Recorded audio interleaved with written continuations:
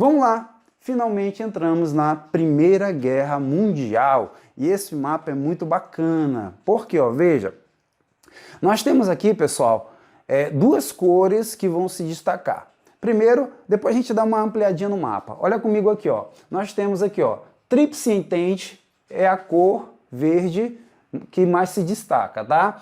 Nós temos os países centrais, né? E aí nós temos a Tríplice Entente e nós temos a Tríplice Aliança. Então, Entente, Inglaterra, França e Rússia. Forma um triângulo, ó. Inglaterra, França, Rússia.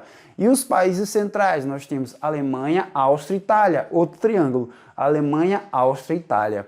Então, essas nações, elas são as cabeças de chave.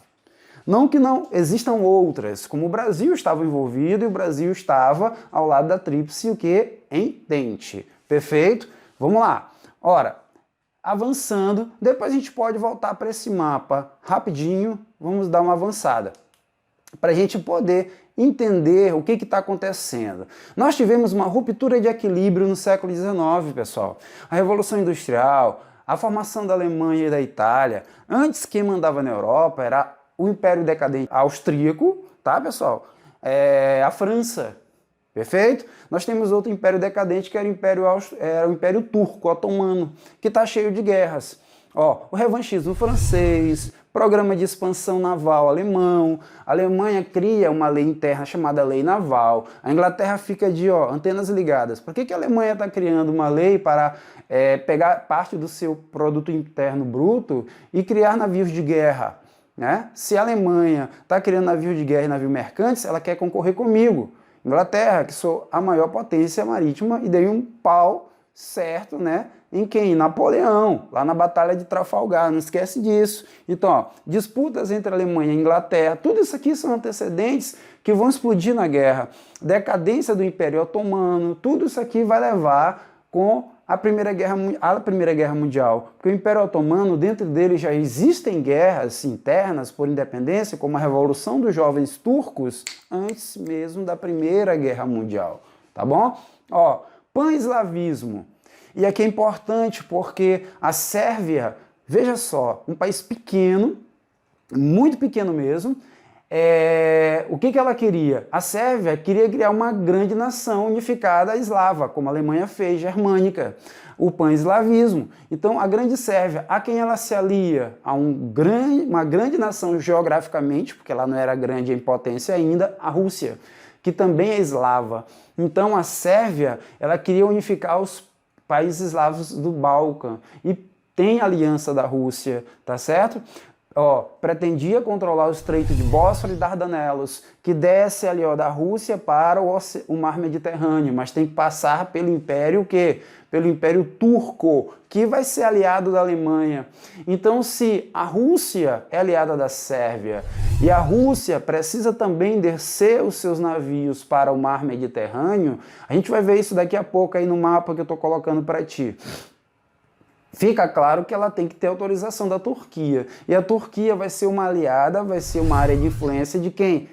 Ora, com certeza da Alemanha. Então tu já tem um conflito aí, já tem um conflito de interesse entre Rússia e quem? E Alemanha. Deu para entender? Sérvia e Alemanha. Porque a Sérvia é aliada da Rússia, a Rússia precisa ter acesso aos mares. E a Rússia alimenta a ideia da Sérvia de formar uma grande nação eslava, porque ela precisa de uma janela, de um espaço dentro dos Balcãs. Então nada melhor do que alimentar o sonho de uma grande nação eslava da Sérvia. Perfeito? Que é uma nação bem pequena, interessante. A Primeira Guerra Mundial começou justamente por causa da Sérvia, que era o menor país de todo, e nem exército tinha para poder começar uma guerra. Olha que coisa interessante, né?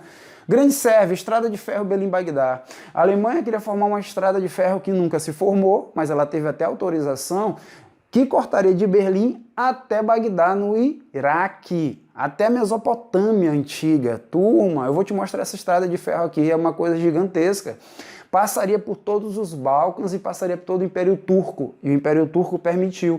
E isso deixa os russos loucos. E olha que a Rússia tinha até uma aliança anterior com a Alemanha, chamada de Tratado dos Três Imperadores. Era a Rússia, Áustria e quem, pessoal? E Alemanha.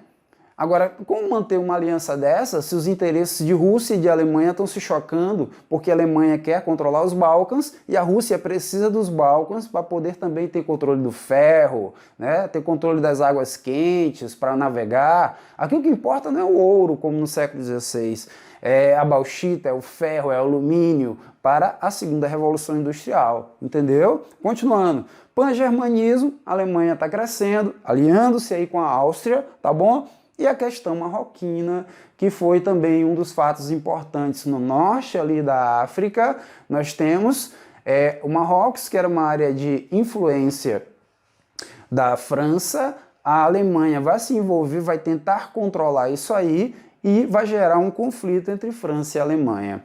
Só não levou à Primeira Guerra porque a Inglaterra interviu e fez um acordo. A Alemanha ficou com o Congo francês, certo? E a França ficou com Marrocos. E aí resolveu tudo, mas com aquela espinha na garganta. A Alemanha não gostou nada disso. E lembra que a Alemanha já tinha um problema antigo com quem?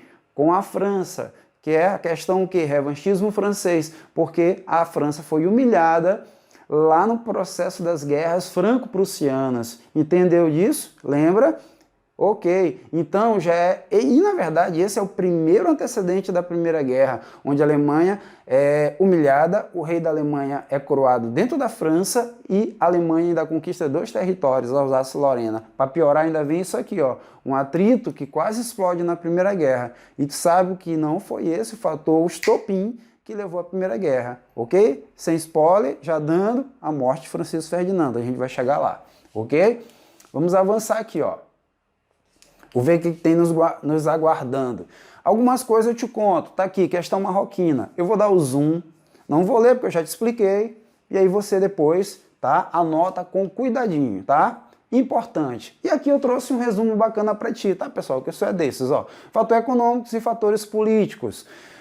Fatores econômicos. Disputas coloniais, África, Ásia e Oceania, disputas por mercados, estrada de ferro Berlim-Bagdá, a Rússia querendo sair para as águas quentes e a Rússia querendo ter controle dos Balcãs, porque lá tem minérios, alimentando a ideia da Grande Sérvia, a crise de Marrocos. Político, o pan-germanismo, pan-eslavismo da Sérvia, certo? Que ela vai entrar em choque com quem? Diretamente com a Áustria, porque é a Áustria que tem territórios sérvios. Territórios sérvios que nós entendemos como eslavo. Pessoal, a Áustria tinha territórios alemães, perdeu para a Alemanha.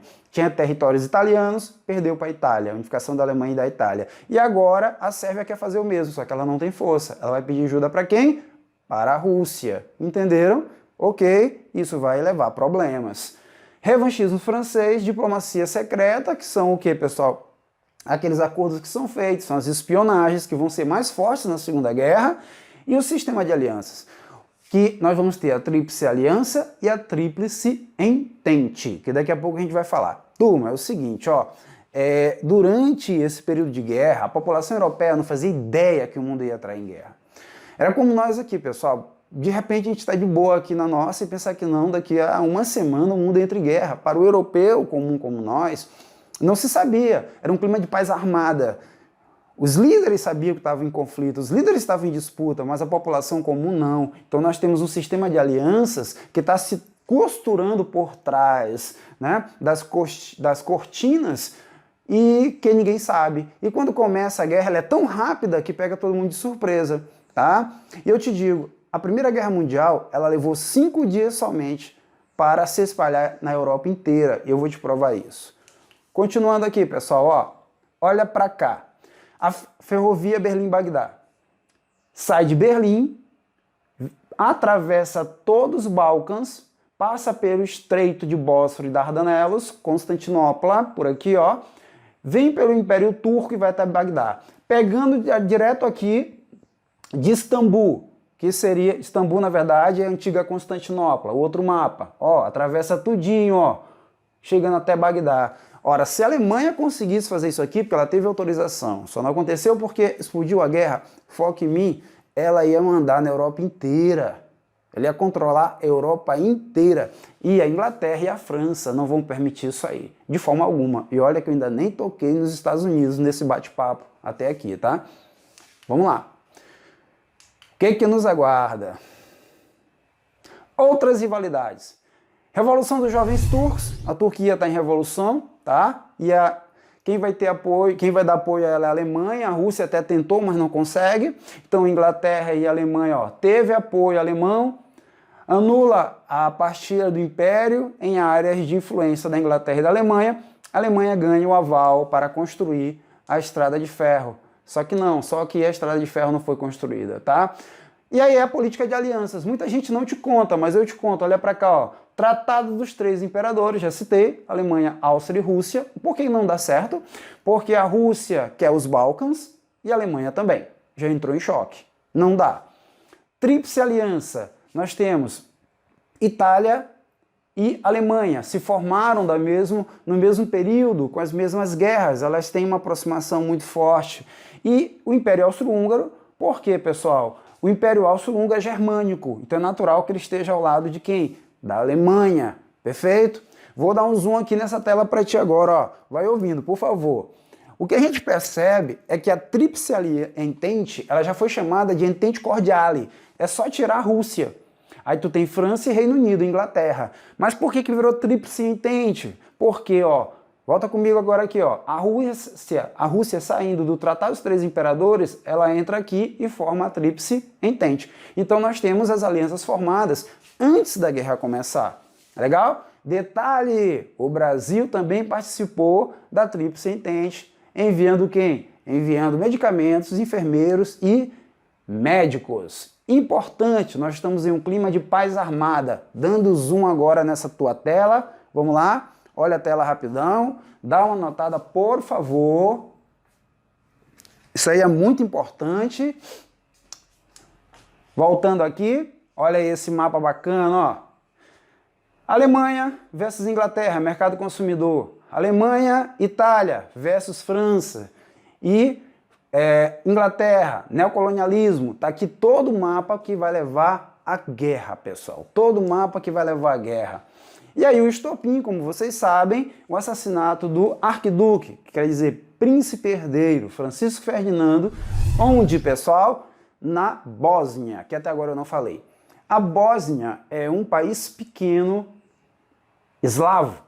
Se a Sérvia quer formar, foca em mim aqui, se a Sérvia quer formar uma grande nação eslava, ela tem que conquistar todos os territórios. Então ela tem que tomar a Bósnia da Áustria. A Sérvia era um país independente.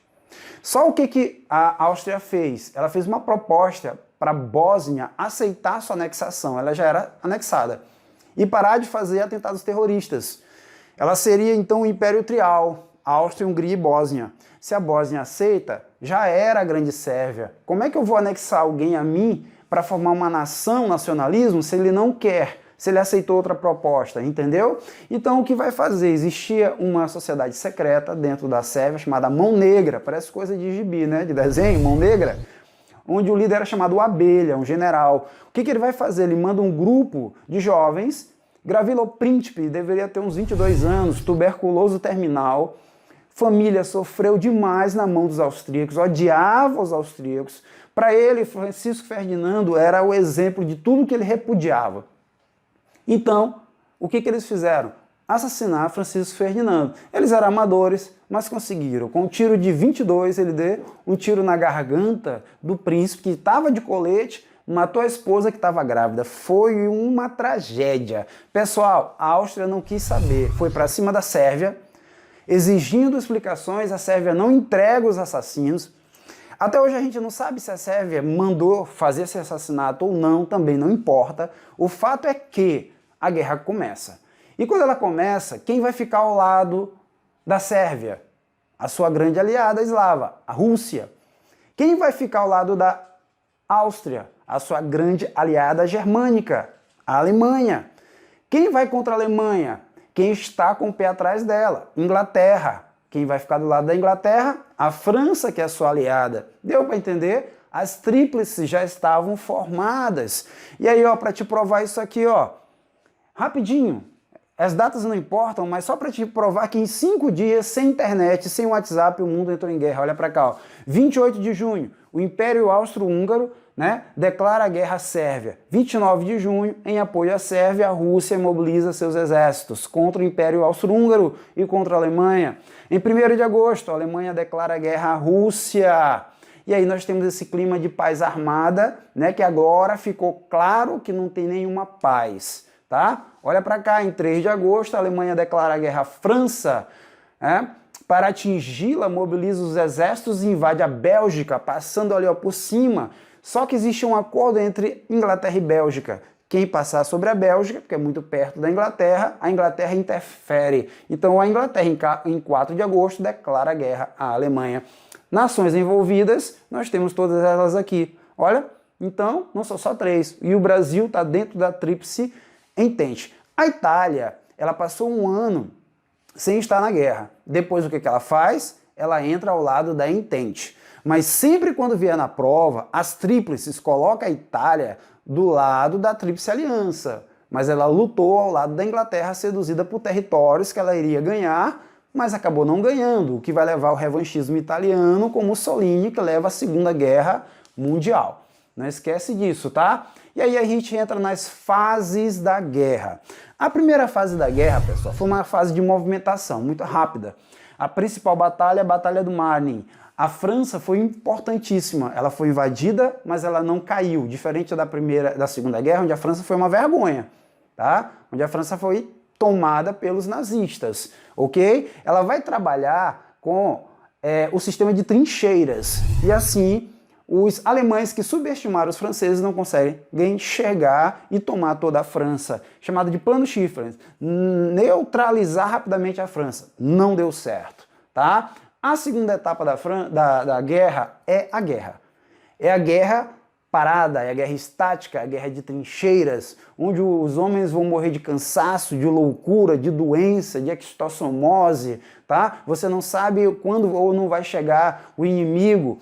É o período mais longo do conflito, da guerra. E aí nós temos uma imagem dando um zoom para ti do que seriam as trincheiras, com certeza você já tinha visto, tá? Só para reforçar. A terceira fase é o retorno à movimentação, tá? Quando os Estados Unidos entram com medo da Entente perder. Eles investiram muito, foram os senhores da guerra. Venderam armas, tá, pessoal? Venderam alimentos. E se a Entente perde, eles perdem também. Outra coisa, e aí eu vou dizer uma coisa que muita gente não fala. Dá o zoom nessa tela rapidinho, anota, por favor. Olha aí, ó. O que a gente tem a falar? Vem comigo aqui, ó. A Alemanha estava se aproximando do México e América dos Americanos. Se a Alemanha consegue fazer isso, os Estados Unidos perdem controle sobre a América. Então, 2 razões para os Estados Unidos entrarem na guerra. Fazer com que a Entente ganhe e pague suas dívidas e não permitir que nenhum país europeu pise aqui na América e inicie o seu imperialismo. No máximo, a Inglaterra que conquistou as Ilhas Malvinas, que eles chamam de Falklands, tá bom? Vamos lá. Continuando, vamos ver o que nos aguarda aqui, bacana nesse conteúdo top. Olha aí, ó. Com a ajuda material dos Estados Unidos, os ingleses conseguem reverter. Sucessivamente, Bulgária, Turquia e o Império Austro-Húngaro depuseram as armas e abandonaram a luta. Com a derrota da Alemanha, imediatamente foi declarada, né, pessoal, na Alemanha, República. E aí, ó, olha aqui, a Alemanha se torna uma república. República de Weimar. Não esquece disso. Quando a Alemanha começa a Segunda Guerra Mundial com Hitler, ela chama república. A Itália não. A Itália continua monarquia parlamentar. Tudo bem? Os tratados, onde o principal é o de Versalhes, onde a Alemanha foi extremamente humilhada. E aí nós temos a entrega de regiões da Alsácia-Lorena, a França retoma. Nós temos o quê? A Alemanha deveria ceder regiões à Bélgica, Dinamarca e Polônia. Ela perdeu parte do seu território, teve o corredor polonês, tá? Perdeu mesmo, foi seccionado o território da Alemanha. Pagar uma indenização pesada, humilhante aos países que ganharam. O presidente Wilson dos Estados Unidos disse, não façam isso, teve os 14 pontos de Wilson. Isso vai gerar um conflito segundo. Não ouviram e olha o que deu, tá? acabou levando a uma Segunda Guerra Mundial. Em 28 de abril criaram as Ligas das Nações, que não serviu para nada, porque o objetivo dela era evitar uma outra guerra, e é claro que não evitou.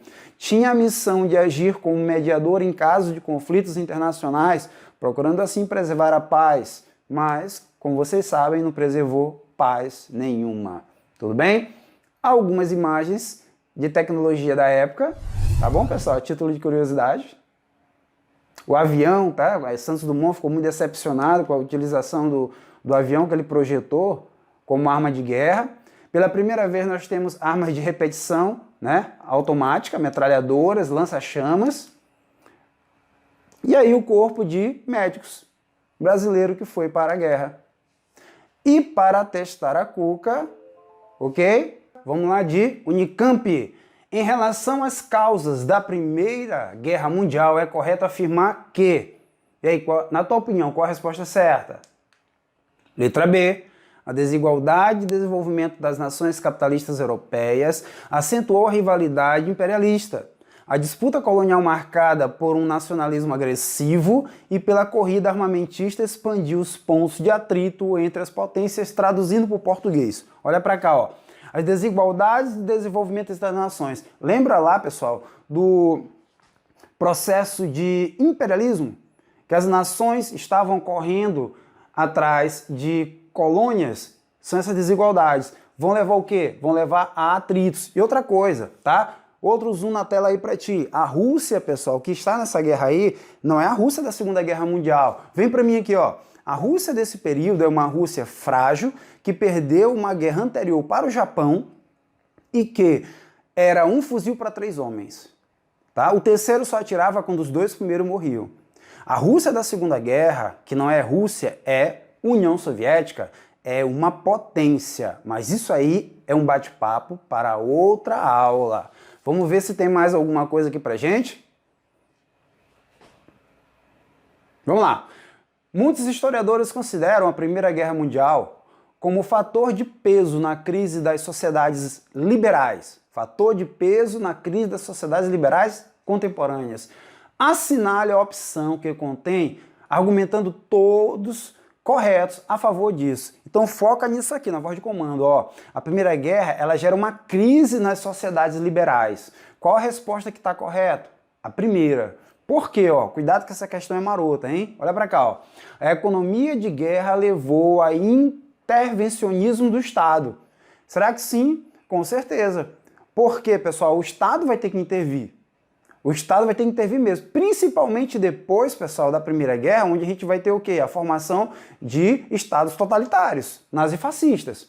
A União Sagrada, eu não sei o que é a União Sagrada, vou já te mostrar daqui a pouco, invocada a favor de sérias restrições às liberdades civis e políticas, e em função da guerra recém-terminada, eclodiram em 1920 graves dificuldades econômicas que abalaram os países liberais. Sim, graves dificuldades. Eles vão se fechar. Tanto é que essa década de 20 para os Estados Unidos é maravilhosa, os felizes anos 20, mas para a Europa é ruim. Quando acaba essa década de 20, os Estados Unidos sem Europa para comprar, explode a Bolsa de Nova York. Perfeito? Sobretudo através da inflação. E aqui tá, ó. Só é o vídeo onde conta, tu sabe disso, que muita coisa só eu te falo. Ó. A aliança governativa promovida em 1916 pelo presidente Bernardino Machado, que correspondeu a um compromisso de unidade nacional